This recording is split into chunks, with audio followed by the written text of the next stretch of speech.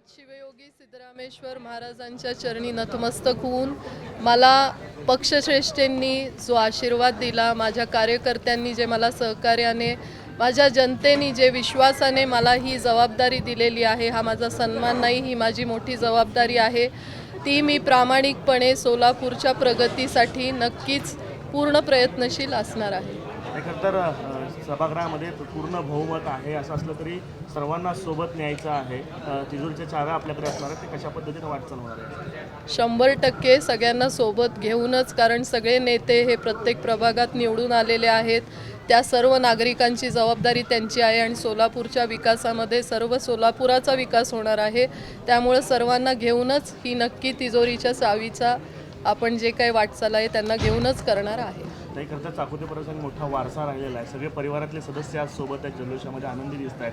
काय सांगाल परिवाराच्या आनंदाबद्दल? चाकोते परिवाराने 5-6 दशकांपासून आप्पांपासून लोकनेते होते, ते त्यांची जी सुवर्ण अक्षरांमध्ये सोलापुरात जी त्यांनी केलेले कामकाजाची नक्कीच पुढे वाटचाल त्यांना चाकोते घराण्याला अभिमान होईल अशी मी पूर्ण प्रयत्न करेन।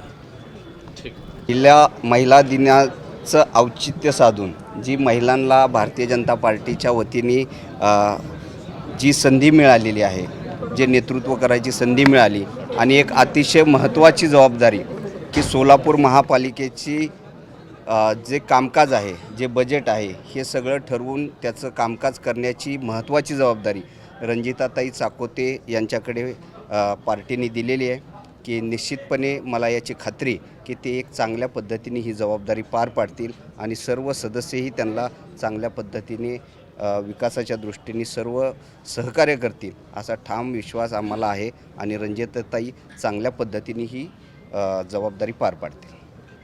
त्या नेतृत्वाने आणि शहराने रणजिताताईंची एकमुखाने स्टँडिंग कमिटी चेअरमन म्हणून निवड केली। आत्ता आमच्या पक्षनेत्यांनी सांगितल्याप्रमाणे महिला दिनाच्या पार्श्वभूमीवरती आता शहरातील महिलांना एक चांगला संदेश दिलेला आहे की 50% महिला मतदार फक्त हक्कदार नाही तर महानगरपालिकेच्या कॅबिनेटमध्ये सुद्धा महिला, आता आम्ही 2 महिला दिलेल्या आहेत, एक उपमहापौर महिला दिल्या आहेत आणि दुसरं पद हे रणजिताताईंना कॅबिनेट पदाचं दिलेलं आहे।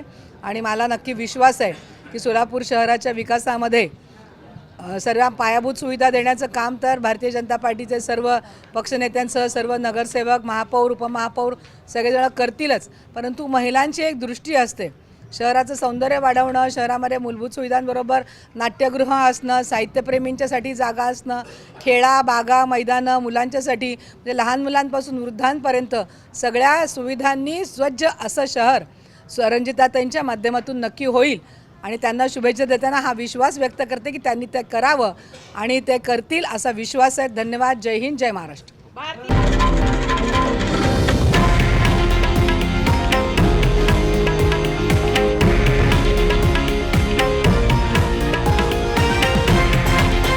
हे आहे देशातील नंबर 1 न्यूज नेटवर्क आणि आपण पाहत आहात TV9 मराठी, एकमेव।